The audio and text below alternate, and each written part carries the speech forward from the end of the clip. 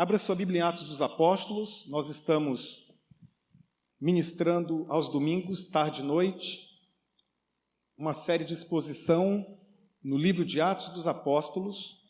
E hoje entramos no capítulo 2. Nós vamos ler a partir do versículo 1, a série Sem Paredes. Hoje, a mensagem Um Dia Sem Igual.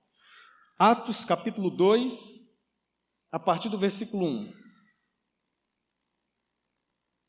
Chegando o dia de Pentecoste, estavam todos reunidos num só lugar, e de repente veio do céu um som como de um vento muito forte e encheu toda a casa na qual estavam assentados. E viram o que parecia línguas de fogo, que se separaram e pousaram sobre cada um deles.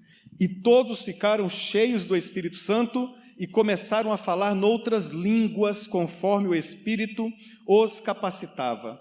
Havia em Jerusalém judeus tementes a Deus, vindos de todas as nações do mundo, e ouvindo-se o som, ajuntou-se uma multidão que ficou perplexa, pois cada um os ouvia falar em sua própria língua. Atônitos e maravilhados, eles perguntavam: acaso não são galileus todos esses homens que estão falando? Então, como os ouvimos cada um de nós em nossa própria língua materna? Partos, medos e elamitas, habitantes da Mesopotâmia, Judéia, Capadócia, do Ponto, da província da Ásia, Frígia, Panfilha, Egito e das partes da Líbia próximas a Cirene, visitantes vindos de Roma, tanto judeus como convertidos ao judaísmo, cretenses e árabes, nós os ouvimos declarar as maravilhas de Deus em nossa própria língua. Atônitos e perplexos, todos perguntavam uns aos outros: que significa isto? Alguns, todavia, zombavam deles e diziam: eles beberam vinho demais. Então Pedro levantou-se com os 11 e, em alta voz, dirigiu-se à multidão: homens da Judéia e todos os que vivem em Jerusalém, deixe-me explicar-lhes isto. Ouçam com atenção. Estes homens não estão bêbados, como vocês supõem.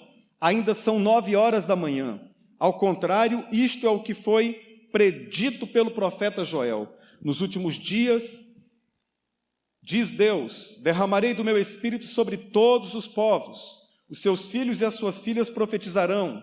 Os jovens terão visões, os velhos terão sonhos. E sobre os meus servos e as minhas servas derramarei do meu espírito naqueles dias, e eles profetizarão. Eu mostrarei maravilhas em cima no céu, sinais embaixo na terra, sangue, fogo, nuvens de fumaça, o sol se tornará em trevas e a lua em sangue, antes que venha o grande e glorioso dia do Senhor. E todo aquele que invocar o nome do Senhor será salvo. Pai Celestial, que o nosso coração, neste momento, esteja aberto para recebermos a Tua palavra, Senhor, em nome de Jesus. Amém, Senhor. Amém. Esse foi um dia sem igual. E a grande ideia comunicada aqui, nesse trecho das Escrituras, derramamento do Espírito Santo de Deus, a grande ideia é exatamente que a obra de Deus ela é realizada com o poder de Deus, e a partir desta descida do Espírito Santo, do derramamento do Espírito Santo, todo e qualquer cristão tem em si o poder para testemunhar, para falar das maravilhas do Senhor. Este dia foi um dia sem igual, um dia fenomenal, não apenas por causa dos fenômenos registrados aqui, mas sobretudo porque ele está linkado a uma promessa antiga de Deus, que nós vimos parte dela na profecia de Joel, mas ela encontra fundamento em Levítico capítulo 23, encontra fundamento em Êxodo capítulo 23, em Isaías capítulo 30, em outras palavras, há um sonho antigo, os profetas olhando para o futuro, quando este dia chegaria, eles olhavam e percebiam um dia em que o Espírito Santo não mais visitaria o povo de Deus, não mais visitaria algumas pessoas especificamente, mas seria derramado sobre todos, seria derramado sobre toda a carne, todas as pessoas, todos os cristãos, todos os discípulos de Jesus, indistintamente. E o que nós vimos aqui nesse texto é que quando o Espírito Santo vem, quando ele é derramado, há uma dimensão de plenitude. A casa ficou cheia. Chegando o dia de Pentecoste, versículo 1, todos estavam reunidos num só lugar, talvez no cenáculo, muito provavelmente no templo, em oração. Todos estavam reunidos num só lugar, e o verso 2 diz: de repente veio do céu um som, como de um vento muito forte, e encheu toda a casa na qual estavam assentados. Foi um dia fenomenal, a casa ficou cheia. A presença de Deus, ela produz um clima, um ambiente, muitas vezes quase palpável. No Antigo Testamento era Shekinah, esta palavra bonita, hebraica, que queria dizer simplesmente que a glória de Deus estava presente. Em alguns momentos, na Antiga Aliança, no Antigo Testamento, algumas pessoas não conseguiam nem entrar no recinto, no tabernáculo, no espaço em que a presença de Deus estava se manifestando. Aqui eles estavam todos juntos e foram envolvidos, e a casa ficou cheia, repleta. Mas não apenas isso, a vida também ficou cheia. Verso 3 diz: e viram o que parecia línguas de fogo, que se separaram e pousaram sobre cada um deles, cada um indistintamente. Todos os que estavam ali reunidos em oração, provavelmente os 120, citado no capítulo 1. Estas línguas de fogo se separaram, se dividiram, pousaram sobre cada um deles. E versículo 4, todos ficaram cheios do Espírito Santo e começaram a falar noutras línguas, conforme o Espírito os capacitava. E o objetivo aqui era único, o objetivo era testemunhar. Estas línguas de fogo, elas são diferentes das línguas de Corinto, lá de 1 Coríntios capítulo 12, 1 Coríntios capítulo 14. O fenômeno que nós muitas vezes chamamos de fenômeno pentecostal, das línguas estranhas. Lá em Corinto, as línguas não se sobreporam sobre todos, apenas sobre alguns. Paulo nos diz em 1 Coríntios capítulo 12, nem todos falam em línguas. Quais? Glossolalia é o termo grego lá. Aqui não é glossolalia, aqui é dialectos. Dialeto. Aqui, em Atos capítulo 2, as linguagens ou as línguas de fogo foram repartidas sobre todos. Em Corinto, nem todos falam em línguas. Aqui em Atos capítulo 2, essa linguagem, esse dialeto, tinha o objetivo da proclamação, da pregação, porque quando eles foram preenchidos e quando eles receberam aquele dom e começaram a falar em outras línguas, conforme o Espírito Santo capacitava, todos entendiam no seu próprio idioma, no seu próprio dialeto. Eram diversas nações representadas aqui. E era impressionante, alguns dizem que o milagre foi no ouvir, mas a Bíblia diz claramente que eles falavam em outras línguas, eles falavam simultaneamente, eles estavam ali, diversas pessoas, e imagina que um discípulo tomado pelo Espírito recebeu esta capacitação do alto, foi falar com um judeu que vinha do Egito. Então ele começou a falar, ele sendo galileu, começou a falar em copta, por exemplo, em outras línguas, diversas línguas, muitas línguas. Linguagens aqui em Atos capítulo 2 é dialetos e é para proclamação. Em Corinto é para adoração e para oração. É uma linguagem específica que não é distribuída a todos. Não são todos que recebem, como a Bíblia nos diz lá. É um dom específico de Corinto, mas é para adoração, não é para proclamação. Tanto que o apóstolo Paulo, em 1 Coríntios capítulo 14, diz que ele preferia falar 5 palavras no seu próprio dialeto, no seu próprio idioma, do que 1000 em outras línguas, e que ninguém iria compreender. Essa linguagem aqui, ela caiu sobre todos, e todos foram tomados. A vida ficou cheia de Deus, cheia do Espírito Santo, cheia de um novo sentido, e eles começaram a proclamar as maravilhas de Deus. Em Atos capítulo 2, esta Esta experiência, ela se repetiu também em Atos capítulo 11, em Atos capítulo 2, foi um batismo no Espírito Santo que alcançou todos os judeus, porque todos os povos citados aqui, na verdade, eram judeus que vinham dessas regiões, e alguns prosélitos. Então, Atos capítulo 2 foi o batismo no Espírito Santo prometido em Atos capítulo 1, versículo 4. O Senhor prometeu batizar os discípulos com fogo, com o Espírito Santo. Em Atos capítulo 11 é o batismo do Espírito Santo. Aliás, uma experiência muito parecida com esta aqui, é o batismo no Espírito Santo para os gentios.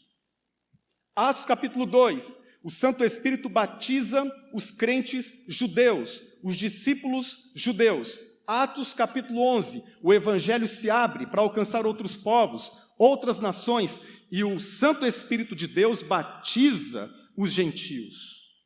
Essa é uma realidade, e ela foi pontual, esse fenômeno, exatamente desta forma, não se repetiu e não se repetirá, mas o fenômeno de 1 Coríntios capítulo 12, capítulo 14, se repete em toda a história da igreja. É um fenômeno legítimo, verdadeiro. Muitas pessoas são tocadas, abençoadas, e falam em línguas que nós não compreendemos, que nós não entendemos, mas que são tocadas e abençoadas, e esse dom de línguas de Coríntio é um dom para edificação própria. Mas o que eu chamo a atenção de vocês aqui é que quando o Espírito Santo de Deus toca, ele toca enchendo-nos. A casa fica cheia, a vida ficou cheia. E também há uma experiência muito forte, uma conexão muito forte entre a entrega da Torá e o derramamento do Espírito Santo. Há uma tradição rabínica de que exatamente no dia de Pentecoste, que os judeus chamam de Shavuot, que é a festa das semanas, isso está em Êxodo capítulo 19, Deus entregou os 10 mandamentos. Você se lembra das tábuas da lei? E lá em Êxodo 19, a experiência, os fenômenos, as manifestações foram bem parecidas com as manifestações e fenômenos espirituais e sobrenaturais de Atos capítulo 2. E ali também há um midrash, isto é, um comentário rabínico, em que eles apontam que naquele dia especial em que Deus entregou a sua lei, em que Deus confiou as tábuas, confiou a sua lei, pessoas de todas as línguas ouviram também no seu próprio idioma. É uma tradição. Pelo menos, entre aspas, as 70 línguas, era uma forma deles, dos judeus, se referirem à linguagem de todo o povo. E eles comemoram, até os dias de hoje, a festa das semanas, ou a festa da colheita, é a mesma coisa, festa das semanas, festa da colheita, Shavuot, Pentecoste para nós, cristãos. E eles comemoram esta entrega da lei, mas aqui, em Atos capítulo 2, nós temos a nova aliança, nós temos o início da nova aliança, a origem da nova aliança.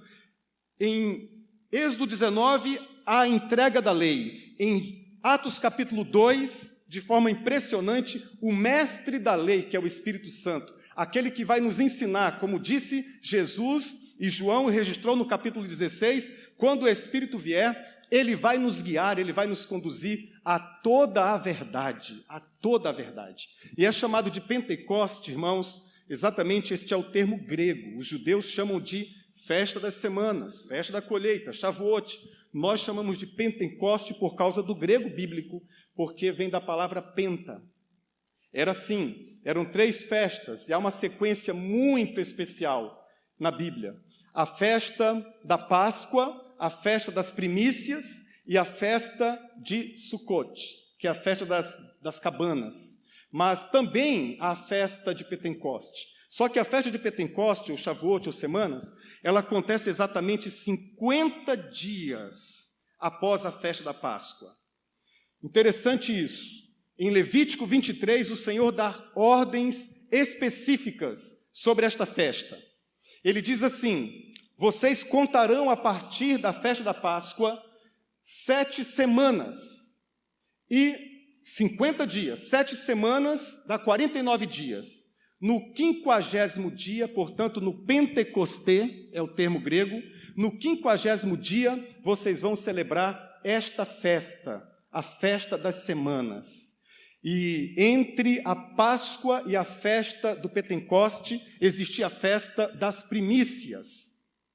Era Páscoa, primícias e Pentecoste.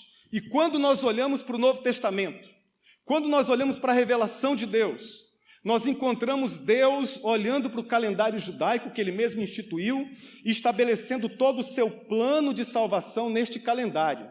É de arrepiar, porque Jesus, nós sabemos, Ele é o Cordeiro de Deus que tira o pecado do mundo. Vamos repetir juntos? Eis o Cordeiro de Deus que tira o pecado do mundo. Mais forte. Eis o Cordeiro de Deus que tira o pecado do mundo. E quando em que contexto ocorrera a sua paixão? Na Páscoa. Exatamente na Páscoa, como o Cordeiro era imolado, sacrificado na Páscoa. E aí depois nós temos uma segunda festa, que é a festa das primícias, a festa dos primeiros frutos, a festa da colheita inicial, em que aqueles homens, eles levavam aquela colheita primeira e entregavam ao sacerdote. Eram os primeiros frutos, e quando nós olhamos para as Escrituras Sagradas, nós encontramos especialmente o apóstolo Paulo, que era um mestre, era um rabino, dizendo que Jesus é as primícias dos que dormem. A ressurreição de Cristo marcou este início da festa das primícias. 1 Coríntios capítulo 15, a partir do versículo 20, você encontra exatamente o apóstolo Paulo dizendo: Ele, Jesus, é a primícia dentre os que dormem, ou seja, Ele ressuscitou com um tipo de corpo que nós ganharemos um dia, Ele ressuscitou com uma vida indestrutível, Ele foi o primeiro, depois seremos nós, bendito seja o nome do Senhor. Está relacionado. E aí depois de 7 semanas, e no 50º dia, isto é, no Pentecoste, de 5, no Pentecoste, exatamente, ao derramamento do Santo Espírito. Ao derramamento do Santo Espírito. Lá em Êxodo 19, naquela entrega da lei, na outorga da lei, você tem a consolidação do povo de Israel, o povo de Deus, o povo escolhido de Deus, porque o povo vai ser o povo da palavra. Paulo pergunta isso na carta aos Romanos, no capítulo 2. Qual é a vantagem? Que vantagem, pois, tem o judeu? Qual a vantagem? E ele mesmo responde: todas. Primeiramente, porque aos judeus foram entregues os oráculos de Deus. Por uma razão que você não conhece, que eu não conheço, Deus escolheu aquele povo monoteísta com o coração voltado para Ele e entregou a sua lei, entregou a sua palavra, entregou a sua revelação, e nós somos salvos por esta revelação que hoje temos aqui, acessível em nossas mãos. Bendito seja o Senhor pelo seu plano eterno, irmãos. Está tudo relacionado. Basta você estudar com um pouco mais de ênfase, com um pouco mais de carinho a palavra de Deus. Está tudo relacionado. Jesus morre na Páscoa. Ele ressuscita no contexto das primícias, e Ele mesmo é as primícias dentre os que dormem. E Ele disse: eu preciso ir, e se eu for, eu vou enviar o Espírito Santo. E o Espírito Santo veio, cumprindo as profecias, Ele foi derramado. E quando Ele é derramado, há uma multiplicação num dia fenomenal. As línguas tornaram acessível o Evangelho, tornaram acessível. A palavra de Deus diz que eles ouviam em sua própria língua as maravilhas de Deus, as grandezas de Deus. Aqui nós temos em Pentecoste o surgimento da igreja. Lá em Êxodo 19, entrega da lei, o surgimento do povo de Israel, o povo de Deus que iria nos conduzir, que iria levar adiante a obra, o projeto da salvação, a história da salvação. E aqui em Pentecoste nós temos a fundação da igreja, nós temos o início da igreja com poder. O Senhor nos diz em Atos capítulo 1, versículo 4 e 5, fiquem em Jerusalém até que do alto sejam revestidos de poder, e vocês serão minhas testemunhas em Jerusalém, Judeia, Samaria e até os confins da terra. Eles permaneceram em Jerusalém, eles voltaram para Jerusalém, eles oravam, eles buscaram a presença de Deus. E este dia fenomenal, este dia extraordinário, este dia poderoso, o cumprimento de uma profecia, Deus une Israel e os gentios, e Deus faz a sua igreja. A igreja do Senhor Jesus é uma igreja que tem que fazer a obra a partir do poder do Espírito Santo. Sabe, se você está sentindo a sua casa vazia, clame ao Espírito Santo, ele costuma encher casas e ambientes. Se você está sentindo sua vida vazia, clame ao Espírito Santo, ele costuma e quer e faz e gosta de fazer isso, de encher vidas. Cada cristão, cada discípulo de Jesus tem também esta promessa, está debaixo desta mesma promessa, de ser cheio do Espírito Santo de Deus. Todo cristão é batizado no Espírito Santo. Nem todo cristão fala em línguas, as línguas de Corinto, mas todo cristão pode buscar a plenitude do Espírito Santo constantemente. Encha-se do Espírito. Seguindo esta mesma linha, e nós vamos entrar num assunto que vamos apenas pincelar, mas eu quero deixar isso aí com um gostinho para vocês. Páscoa, Jesus morre. Primícias é a ressurreição. Pentecoste é a vinda do Santo Espírito. Muito provavelmente, irmãos, o Senhor está utilizando a linguagem no restante do Novo Testamento para dizer que o seu Filho, bendito seja o Senhor, retornará no contexto também de uma das grandes festas que Ele deu ao seu povo, e muito provavelmente é a festa das trombetas. Porque quando você abre o Apocalipse, você tem primeira trombeta, segunda trombeta, terceira trombeta, sexta trombeta, sétima trombeta, e é quando se abre a sétima trombeta que vem os eventos finais, realizados ali pelas taças. Então, o calendário que o Senhor instituiu na sua palavra, que não é um calendário humano, ele marca todo um contexto, toda uma realidade, e nós precisamos estar atentos aos sinais. Esse dia não foi comum, foi um dia sem igual, foi um dia muito, muito especial, e foi um dia sem ruídos também. Por que sem ruídos? Porque eu não sei se você percebeu, esse texto, ele quase que nos mostra uma torre de Babel, lá de Gênesis capítulo 11, invertida, uma torre de cabeça para baixo, porque lá em Gênesis capítulo 11, Deus dividiu as línguas. Eles tinham unidade, mas era unidade para o mal. Eles tinham unidade, mas era unidade para se vangloriar. Eles tinham unidade, mas era para se rebelar contra Deus. O texto de Gênesis capítulo 11 diz que eles eram de uma só linguagem, de um só coração, de um só pensamento, mas era uma só linguagem contra Deus, era um só pensamento contra Deus, era um só sentimento contra Deus. Então Deus, em Gênesis capítulo 11, a partir do versículo 1, divide as línguas. Há uma divisão das linguagens. Ninguém entende mais ninguém, ninguém compreende mais ninguém. Há barreiras, há muros, há paredes, mas aqui em Atos capítulo 2, o Senhor vira a torre de cabeça para baixo, porque aqui todo mundo começa a se entender. Aqui cada um entendia o outro, eles falavam e cada um entendia o outro, não havia ruídos na comunicação. Mas conquanto não houvesse ruídos, eu quero ler com você novamente aí, a partir do versículo 5, houve 4 reações pelo menos, mas vamos ler a partir do versículo 5. Olha que texto extraordinário. Havia em Jerusalém judeus tementes a Deus, vindos de todas as nações do mundo. Então agora ele vai citar esses judeus que se espalharam por todas as nações do mundo. Aliás, também fruto de uma profecia bíblica que está no Novo Testamento, que eles seriam espalhados por todos os lugares. Versículo 6, ouvindo o som, ajuntou-se uma multidão que ficou perplexa, pois cada um os ouvia falar em sua própria língua. E atônitos e maravilhados, eles perguntavam, acaso não são galileus todos estes homens que estão falando? Então, como os ouvimos, cada um de nós, em nossa própria língua materna, em nosso próprio dialeto? Partos, medos, elamitas, e aí vem toda essa lista de vários povos representados aqui, e no versículo 13 diz, alguns, todavia, zombavam deles e diziam, eles beberam vinho demais. Ou seja, houve 4 reações. A primeira reação foi espanto.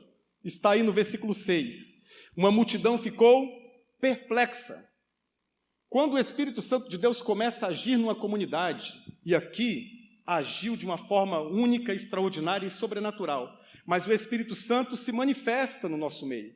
Quando o Espírito Santo começa a agir numa família, numa casa, numa igreja, muitos irão se espantar, irão ficar atônitos. E a razão principal é que o Espírito Santo não cabe nas nossas gavetas, nas nossas caixas, ele não cabe nos nossos conceitos, ele é maior do que a nossa cabeça, do que nós podemos imaginar, podemos pensar, ele é maior do que tudo que pensamos e imaginamos, ele está para além dos nossos conceitos, ele pode ser ensinado a partir de uma doutrina, mas o Espírito Santo não é uma doutrina, o Espírito Santo é Deus. Por isso que vai espantar. Alguns vão ficar espantados, como aconteceu aqui, mas há também uma outra reação, e como pastor eu observo essa reação muitas vezes também. Há preconceito. Há preconceito com o agir do Espírito Santo. Veja bem, o versículo ainda diz, atônitos, versículo 7, atônitos e maravilhados, eles perguntaram, acaso não são galileus todos estes homens que estão falando? Porque a Galileia era uma região pobre, a Galileia era uma região de analfabetos, a Galileia é uma região de pessoas simples. Os grandes rabinos não vinham da Galileia. Os grandes pensadores não vinham da Galileia. E a língua mais comum, a língua falada no dia a dia, no mercado, era o aramaico, não era o hebraico. O hebraico, nem todos dominavam o hebraico também. E quando o Espírito Santo age, e aqueles homens começam a ouvir diversas línguas, eu creio que eles olharam para algumas pessoas simples, para alguns indoutos, e eles nutriram e expressaram preconceito. Eles são galileus. Isso é um preconceito. Esse preconceito Jesus Cristo sofrera também na pele. Quando ele começou a realizar os seus milagres, começou a realizar a obra de Deus, alguns diziam, mas porventura vem alguma coisa boa de Nazaré? Quando o Espírito Santo começa a agir, nós precisamos tomar cuidado com preconceitos, porque o Espírito Santo geralmente não escolhe os mais capacitados, algumas vezes escolhe, mas não é regra. Algumas vezes o Espírito Santo não escolhe aqueles que já estão se projetando. Algumas vezes o Espírito Santo pega uma pessoa escondida, uma pessoa simples, do meio do povo, e age com poder e manifesta a sua glória, a sua grandeza, numa vida que muitas vezes você olha e do ponto de vista humano, essa vida não estaria entre os maiores. E você precisa se lembrar do que Paulo escreveu em 1 Coríntios capítulo 1, a partir do versículo 18, que diz, vejam, irmãos, olha a vocação, olha o nosso chamado, olha ao redor e veja entre nós que não são muitos os sábios entre nós, não são muitos os poderosos, não são muitos os ricos entre nós. Pelo contrário, Deus escolheu as coisas loucas para confundir as sábias, Deus escolheu as coisas fracas para confundir as fortes, Deus escolheu os que não são para reduzir a nada os que são, os que se acham, para que nenhum mortal se glorie na presença de Deus. Deus usa quem Ele quer, quando Ele quer e como Ele quer, e quando Ele age, muitas vezes o nosso coração reage com preconceito. O nosso coração reage com preconceito. A minha vida foi alcançada através da pregação de um homem simples, do povo, mas que quando falava, a casa ficava cheia, a vida ficava cheia. Bendito seja o nome do Senhor. A outra reação, que é o interesse. Quando Deus começa a agir, quando o Espírito Santo começa a agir, há um interesse. Aí no versículo 12, atônitos e perplexos, todos perguntavam uns aos outros, que significa isto? E é claro que o interesse, a princípio, é intelectual. O que significa isto? Eles querem uma explicação lógica. Nem sempre existe a explicação lógica no agir de Deus, mas eles querem uma explicação lógica. E eles disseram, o que significa isto? Mas o interessante é que quando surge essa pergunta, é que quando eles perguntam sobre o significado de tudo aquilo, Pedro se ergue e ele começa a pregar o Evangelho. O Evangelho é a única explicação da igreja, não existe outra. O Evangelho é a palavra de Deus e não existe outra realidade. A igreja não pode compartilhar uma filosofia de vida, a igreja não pode compartilhar uma autoajuda, a igreja não pode compartilhar uma filosofia política, a igreja tem que compartilhar única e exclusivamente o Evangelho do Senhor Jesus, a palavra de Deus. Pedro se ergue e ele fala da palavra. Ele abre a Bíblia, entre aspas, porque não era assim, e ele não tinha um rolo consigo ali, mas metaforicamente ele abre a Bíblia que tinha à sua disposição, que era o Antigo Testamento. E a partir do Antigo Testamento ele prega um sermão tão extraordinário, tão poderoso, e como resultado daquele sermão, 3.000 almas se converteram a Jesus. Às vezes, um amigo seu tem uma dúvida teológica, mas por detrás daquela dúvida teológica há um vazio que só Cristo pode preencher. Às vezes ele chega para você com uma dúvida sobre a igreja, sobre o que a igreja faz ou deixa de fazer, mas por detrás daquela dúvida sobre a igreja há uma sensação, um sentimento, há um torpor, há um vazio que o Evangelho preenche. Eu tenho diante de mim aqui a palavra do meu Deus. A palavra do meu Deus é suficiente para nós e para a nossa vida. Mas há essa reação, há um interesse, mas há também julgamento e zombaria. Todas as vezes que Deus age, algumas pessoas não entendem, outras pessoas entendem, faz de conta que não entendem, e algumas pessoas se levantam contra. Foi assim em toda a história do cristianismo. Versículo 13 diz: eles beberam vinho demais. Foi um julgamento, foi uma acusação. Agora pensa aqui comigo.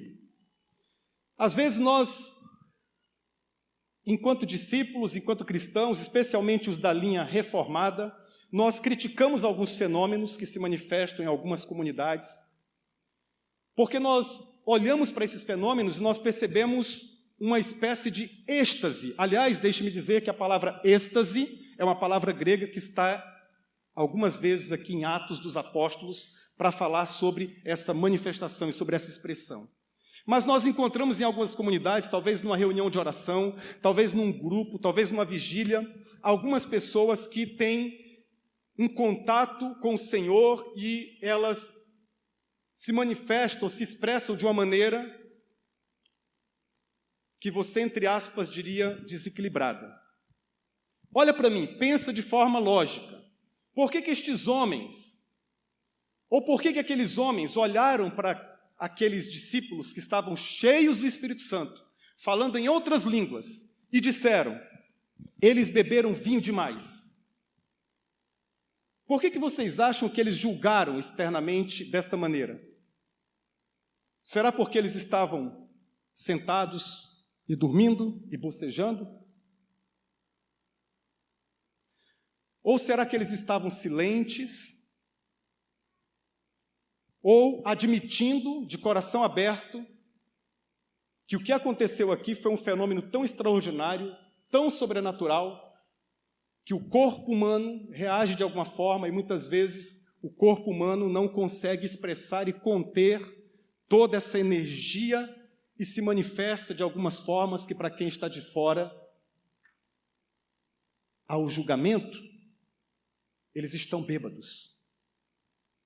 Eles estão tomados por bebidas. Então eu queria que você prestasse muita atenção que, às vezes, enquanto um discípulo de Jesus, você está julgando a forma, o culto, o jeito de uma outra pessoa, e esta pessoa pode estar simplesmente numa experiência de êxtase, numa experiência de êxtase espiritual, que não vai normatizar a vida dela, obviamente, porque quem normatiza a vida é a palavra de Deus, que não pode, a partir dali, ser cunhado, ser estabelecido uma doutrina, uma nova doutrina, porque tudo o que precisamos já está na Bíblia, o Senhor já nos deu tudo, mas que, de alguma forma, aquilo vai fazer na vida daquele ser humano, na vida daquela pessoa,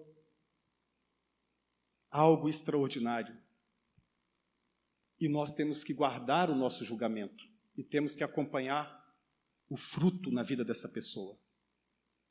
Quando Deus se manifesta, alguns ficam quietos, mas estão fervendo por dentro.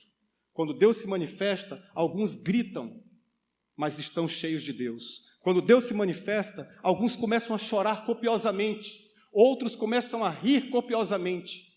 Eu não tenho todas as fórmulas, eu não tenho todos os jeitos, eu só estou chamando a sua atenção para que aqueles homens chamarem aqueles discípulos de bêbados. Eles estavam numa experiência de êxtase, de alegria, eles estavam impressionados. Pensa comigo um pouquinho, Você que não fala inglês, Deus começa a usar a sua vida e você está no meio de um grupo de americanos e de repente você abre sua boca e está falando inglês. Abre sua boca e está falando grego. Abre sua boca e está falando alemão. Seria um milagre maior ainda, porque é muito difícil o alemão. O mandarim, você acharia isso normal? Você acharia isso tranquilo? Essa seria uma experiência corriqueira? Ah, não, todos os dias alguém que nunca falou alemão, alguém que nunca se matriculou numa escola de alemão, todos os dias alguém assim fala alemão, abre a boca e começa a falar. Não, foi uma experiência tão extraordinária, tão especial, foi um avivamento tão único, tão especial, foi um dia tão extraordinário, que eles não se preocuparam com o que os outros iam dizer, eles não se preocuparam com as convenções sociais, eles não se preocuparam com normas, eles não se preocuparam com liturgia, eles cantaram, eles dançaram, eram línguas de fogo, o coração deles estava ardendo, irmãos, o coração deles estava cheio do Espírito Santo, e eles iam ficar de braços cruzados? De jeito nenhum. Estão bêbados, foi o que disseram. Aí Pedro disse, não, senhores, não, eles não estão bêbados, não. Aliás, a dietética judaica os impedia até de 9 horas da manhã eles tomarem uma. Não, eles não estavam bêbados, não tomaram vinho, não tomaram bebida misturada. O que está acontecendo, senhores, Pedro dizendo, o que está acontecendo é o cumprimento de uma profecia que vocês já leram milhares de vezes, que vocês já ouviram centenas de vezes nas sinagogas, mas parece que vocês não prestaram atenção. O que está se cumprindo é a profecia do profeta Joel, que diz, nos últimos dias eu derramarei do meu espírito sobre toda a carne. É isso que está acontecendo. Eles não estão bêbados, eles estão cheios do Espírito Santo. Eles não estão doidos, eles estão cheios do Espírito Santo. É isso que está acontecendo. Espanto, preconceito, interesse sincero de aprender, mas também julgamento. E quando Pedro vai explicar, é como se ele estivesse dizendo, olha, o dia D chegou. Atos 2, de 14 a 20, o dia D chegou. E esse dia, que é o cumprimento da profecia de Joel, mas não apenas a profecia de Joel, é o cumprimento também da profecia de Isaías, capítulo 30, quando ele diz exatamente isso, que o Espírito seria derramado, e esse Espírito derramado é o Espírito que abre a nossa boca para falar com os nossos amigos. Nós não temos como realizar a obra de Deus sem o poder de Deus, não tem como. O dia D chegou, e esse dia D comunicou uma realidade sem barreiras. Sem barreiras, primeiramente sem barreiras sociais. Versículo 17. Nos últimos dias, diz Deus, eu derramarei do meu Espírito sobre todos os povos. Aqui a expressão original é, eu derramarei o meu Espírito sobre todos os tipos de pessoas. Esse é o sentido aqui. Não todos os povos no sentido de nações, mas indivíduos. Eu derramarei do meu Espírito, em outras palavras, aquele que conhecer a Jesus como Messias, que confessar a Jesus como Cristo, enviado de Deus, o Messias, o Salvador do mundo, este vai ser batizado no Espírito, e ele pode ser de qualquer tipo de gente. Ele quebra as barreiras sociais. Ele também quebra as barreiras sexistas, porque no versículo 17 ele diz, os seus filhos e as suas filhas profetizarão. Não há barreiras entre homens e mulheres mais. Paulo escreve isso aos Colossenses e aos Efésios também, quando ele diz, em Cristo já não há mais patrão nem empregado, já não há mais grego nem judeu, já não há mais homem e nem mulher, todos são um em Cristo. Não existem barreiras sexistas. O Espírito ele vai se manifestar, o Espírito virá sobre todos, os filhos, masculino, e filhas, feminino. Filhos e filhas profetizarão, versículo 17. E também não há barreiras etárias. Os jovens, versículo 17, terão visões, e os velhos terão sonhos. O mais comum, os velhos tendo visões, porque visão, enxergar, diagnosticar, tem a ver com maturidade, tem a ver com sabedoria, mas aqui há uma inversão. Quando Deus começa a agir numa comunidade, quando Deus começa a agir numa igreja, como agiu aqui, há uma inversão, e não há barreiras etárias, não há abismos geracionais. Os jovens terão visões, serão experientes, terão experiências com Deus, serão tocados pelo Santo Espírito, e os velhos terão sonhos. Os velhos terão sonhos. E ele comunica que este dia se cumpriu mas ainda haverá o seu fim. Ele se cumpriu, ele começou na história do cristianismo, mas ainda não chegou ao seu fim. O fim está previsto aí nos versos 18 a 19. Sobre os meus servos e as minhas servas derramarei do meu espírito naqueles dias, e eles profetizarão. Aí vem uma figura do que vai acontecer no futuro, futuro do futuro. Mostrarei maravilhas em cima no céu e sinais embaixo na terra, sangue, fogo, nuvens de fumaça. O sol se tornará em trevas, a lua em sangue, antes que venha o grande e glorioso dia do Senhor. Em outras palavras, o cumprimento já começou, mas há uma parte reservada para o fim. Você não sabe quando, eu não sei quando, mas o Senhor está com o seu calendário, que é muito além do calendário humano, Ele está estabelecendo. E um dia, em algum momento na história, em algum momento, nós enxergaremos o cumprimento total. E sabe o que me alegra, irmãos? Mais de 600 profecias bíblicas já se cumpriram. Boa parte delas se cumpriram no período do Novo Testamento. E há uma coisa que visita o meu coração constantemente. Por isso eu sou pregador da palavra. As profecias se cumpriram de maneira literal. O profeta profetizou 700 anos antes que a virgem conceberia, daria luz a um menino e o seu nome seria Emanuel. Isso se cumpriu de maneira literal. Quando você passa os olhos nas profecias, você percebe que elas vão se cumprindo de forma literal, de maneira literal. Então, por favor, não simbolize, não torne simbólico aquilo que a Bíblia diz que é literal. Se você quiser esperar uma figura nos céus, espere. Eu estou esperando uma pessoa, a pessoa bendita de Jesus Cristo. É o Senhor da igreja, é o Senhor da minha vida, é o Senhor da história. Ele virá como os olhos... Assim como vocês veem, disse o Senhor no capítulo 1 de Atos, varões galileus, assim como veio o Filho do Homem subindo sobre as nuvens, da mesma forma o verão descer. Eu creio que essa profecia se cumprirá literalmente. Como? Aí já é uma outra realidade. Quem sabe uma outra mensagem.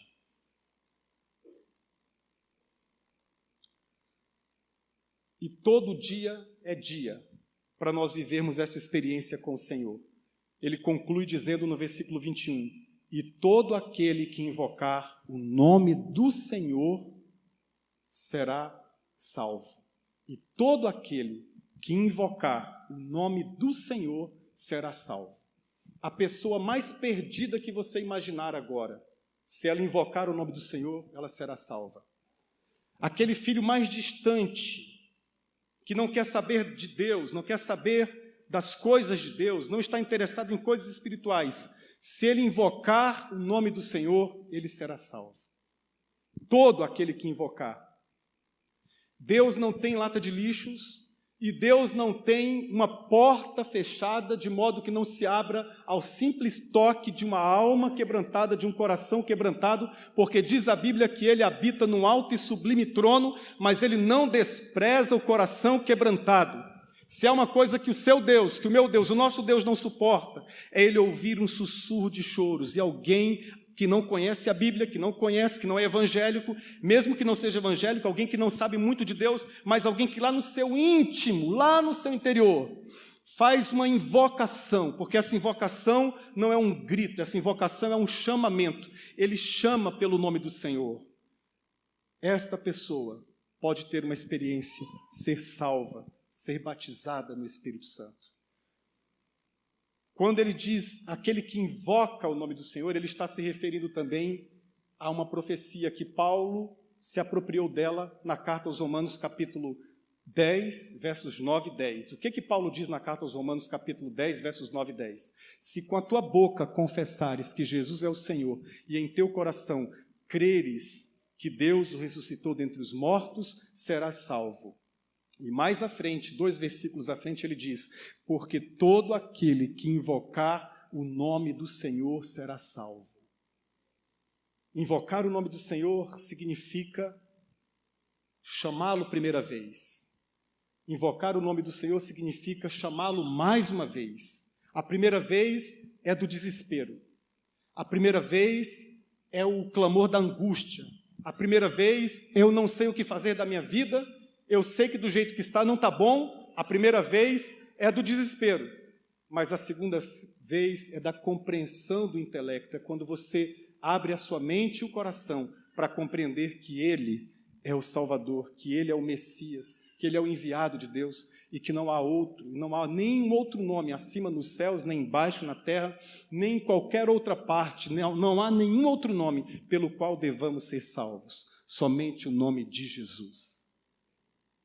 Quando você invoca, você é salvo. Agora, é interessante a Bíblia, porque essa expressão, todo aquele que invocar o nome do Senhor, essa expressão, será salvo, ela está numa dinâmica na língua original do Novo Testamento, que é o presente contínuo. Contínuo. Em outras palavras, há um carimbo, é como se houvesse um carimbo, você é salvo, mas continua sendo salvo todos os dias. Continua sendo salvo todos os dias. O que invocar o nome do Senhor será salvo na eternidade. Isto é, sua alma sairá do inferno e será transferida para o céu, mas será salvo também no dia a dia, isto é, o inferno será tirado da sua alma e você viverá um céu na presença de Deus. Então invoca o nome do Senhor. Talvez você não tenha invocado o nome do Senhor ainda. Talvez você veio a este culto e o Senhor, através do Espírito Santo, falou ao seu coração: você precisa me invocar. Primeira vez, eu sou um pecador, eu estou angustiado terrivelmente. Segunda vez, eu reconheço que Tu és o Senhor e o Salvador, e eu quero esse presente. Mas talvez você esteja aqui também, diante dessa experiência, e aqui há o poder do alto, e o poder do alto é o poder para testemunhar, é o poder para falar. E talvez você esteja diante dessa experiência, um questionamento, é só talvez, um questionamento tenha passado na sua mente, assim. Eu creio em tudo isso, mas parece que a vida não enche. Parece que a vida não está cheia. O Espírito Santo, ele enche a casa, ele enche a vida de cada um. Talvez você já tenha vivenciado a experiência de ser cheio. Não apenas, eu não estou falando de arrepios, eu estou falando de convicções que são estabelecidas e que são formadas, mas aí você se acostumou. Já faz tanto tempo que você se acostumou. O Espírito Santo de Deus ainda age, ainda distribui dons à igreja, e Ele quer fazer isso, Ele quer que a igreja seja uma igreja carismática, no sentido da Bíblia. Eu estou usando esse termo só porque a palavra grega para dons é carisma, a palavra grega carisma. Ele quer que você tenha o carisma do alto, que você seja tocado pelo carisma do alto. Ele não quer uma igreja cheia de métodos e técnicas humanas. Ele não quer uma igreja que aprendeu a fazer de determinado jeito e vai continuar fazendo de determinada forma ad eterno. Ele também quer, às vezes, virar a nossa torre de cabeça para baixo, para nós começarmos a falar uns com os outros, com cânticos espirituais. O Senhor almeja uma igreja espiritual cheia do Espírito Santo de Deus. Mas o nosso coração tem que tomar cuidado para a gente não ficar só interessado, só curioso, teologicamente. O nosso coração tem que tomar muito cuidado para a gente não emitir julgamentos sobre a obra que o Espírito Santo está fazendo em outras comunidades, em outras vidas, em outras pessoas, quem sabe até aqui, e você julga. Não julga, não julga. O seu coração tem que tomar cuidado para você não zombar. O seu coração tem que tomar cuidado. E aí, você vai ser cheio do Espírito Santo. Feche seus olhos e vamos orar. Eu quero fazer um convite especial. Enquanto você está orando, eu quero dar a oportunidade a você que nesta noite nunca tinha invocado o nome do Senhor, nesta tarde, na verdade, nunca tinha invocado o nome do Senhor.